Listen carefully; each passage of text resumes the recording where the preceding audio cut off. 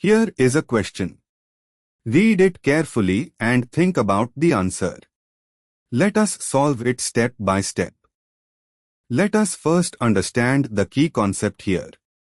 The substrate here is 9-bromotryptizine, or a closely related bridged polycyclic system where the C-Br carbon is at the bridgehead of a bicyclo 2.2.2 or tryptosine framework. Step 1. Identify the substrate geometry.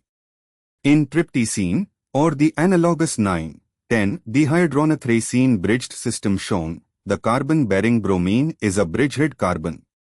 It sits at the junction of 3 fused 6-membered rings, making it a tertiary bridgehead carbon. Step 2. Apply Brett's rule to S_N1. S_N1 requires formation of a carbocation at the reaction center.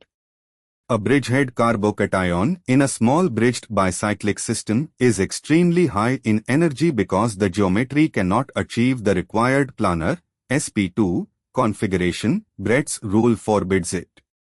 Therefore, S_N1 does not occur. Step 3. Apply steric geometric constraints to S_N2. S_N2 requires backside attack by the nucleophile, or at the carbon bearing the leaving group. At a bridgehead carbon, the 3 bridge bonds physically block all backside approach. 180 degrees geometry for inversion is geometrically impossible. Therefore, S_N2 also cannot occur. Step 4. Conclusion.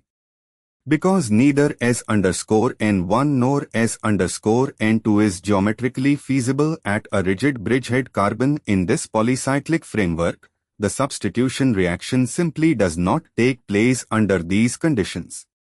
Why other options fail? A. Fails because a bridgehead carbocation violating Brett's rule cannot form. B. Fails because backside attack at a bridgehead is geometrically impossible. C. Fails for both reasons above. Therefore, the correct answer is D. Therefore, the correct answer is option D.